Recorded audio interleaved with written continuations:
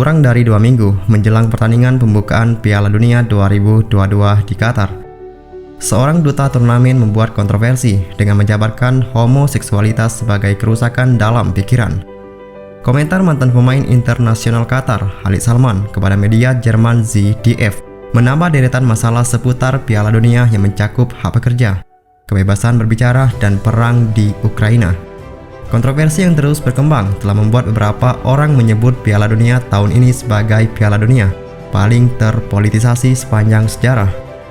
Awalnya saya berharap seiring dengan perbaikan yang mereka lakukan untuk pekerja migran, mereka membuat suatu kebijakan untuk memperbaiki kehidupan orang-orang LGBT, kata Pak Ilaman, pendiri kelompok LGBT plus Liverpool Club Out.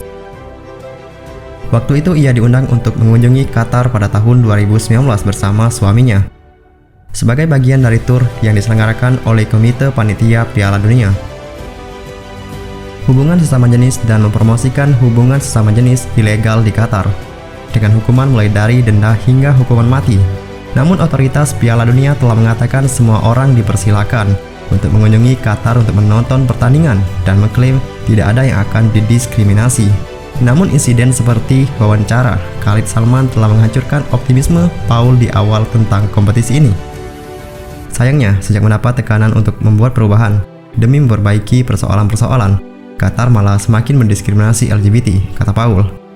Laporan tentang pemenjaraan orang-orang gay dan pengguna terapi konversi membuat Paul tidak lagi berpikir untuk berangkat ke Piala Dunia. Tidak benar untuk berpikir untuk berangkat sekarang, setelah begitu jelas bahwa otoritas Qatar terus memperlakukan orang-orang LGBT begitu buruk, sambung Paul. Selain kritik dari politikus internasional dan kelompok HAM, protes juga datang dari para pemain lapangan. Denmark akan mengenakan seragam yang lebih sederhana dengan logo negara, dan sponsor nyaris tidak terlihat. Kapten timnas dan 9 timnas lainnya termasuk Inggris, Prancis, Jerman, dan Belgia juga akan mengenakan balengan dengan logo Pelangi One Love. Meskipun ada permintaan dari tim, FIFA belum mengklarifikasi apakah penggunaan atribut itu akan melanggar aturan Piala Dunia yang melarang para pemain membuat pernyataan politik dalam pertandingan.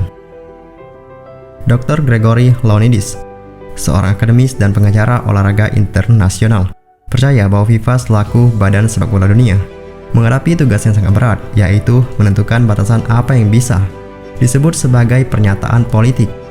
Para pemain Norwegia baru-baru ini mencantumkan sebuah pernyataan dalam kaos mereka, mempertanyakan apakah ini bisa disebut sebagai pernyataan politik. Saya tidak tahu. Dapatkah Anda memberitahu saya definisi pernyataan politik? Saya pikir tidak ada yang bisa, dan itulah masalah yang dihadapi FIFA saat ini. Paul Aman percaya hak LGBT adalah persoalan sosial yang mendasar, bukan tentang politik, dan pemain semestinya tidak dihukum karena berbicara tentangnya. Bagaimanapun, hanya setelah turnamen dimulai, para supporter dan pemain mengetahui bagaimana aturan tersebut akan ditegakkan. Dukungan untuk pekerja konstruksi di Qatar adalah persoalan lain yang disuarakan oleh para pemain. Saya pikir sangat salah jika FIFA berkata, "Oh, itu politis, akan ada semacam sanksi untuk Anda," kata Mustafa Kodri, pendiri Equidem, konsultan investigasi hak asasi manusia dan hak buruh. Mereka telah berbicara dengan banyak pekerja di Qatar, termasuk mereka yang membantu membangun stadion untuk Piala Dunia, dan menemukan bahwa ada pekerja yang disuruh membayar untuk mendapatkan pekerjaan, kesulitan mendapatkan upah, dan dipaksa untuk bekerja di bawah suhu yang sangat tinggi. Sejumlah laporan mengatakan lebih dari 6.000 pekerja migran telah meninggal sejak Qatar memenangkan tawaran untuk menjadi tuan rumah Piala Dunia 2010.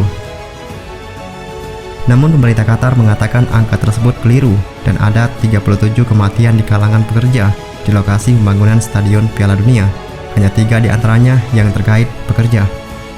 Pihak berwenang di negara itu mengatakan penghapusan sistem sponsor tenaga kerja kafala yang memaksa pekerja asing untuk meminta izin majikannya bila hendak berganti pekerjaan atau meninggalkan negara itu sebagai bukti bahwa kondisinya sudah membaik. Tetapi Mustafa mengatakan bahwa walaupun beberapa reformasi pasti menguntungkan beberapa pekerja, perubahan tersebut jelas tidak cukup besar. Terlepas dari segala reaksi negatif, Emir Qatar Tamim bin Hamad Al Thani telah membalas kritik terhadap penunjukan negaranya sebagai tuan rumah Piala Dunia dengan mengatakan, "Selama beberapa dekade hingga sekarang, Timur Tengah telah menderita diskriminasi, dan saya telah mendapati bahwa diskriminasi itu sebagian besar didasarkan pada orang yang tidak mengenal kami, dan dalam beberapa situasi menolak untuk mengenal kami.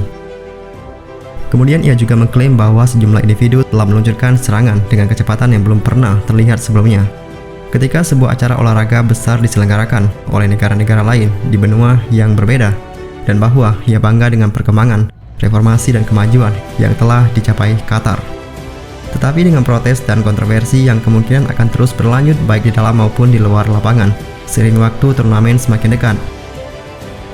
Piala Dunia kali ini sepertinya bakal terus menjadi berita utama karena alasan selain sepak bola. Lantas, bagaimana menurut kalian? Silakan tulis di kolom komentar sekarang juga. Dan jangan lupa like, komen, dan subscribe.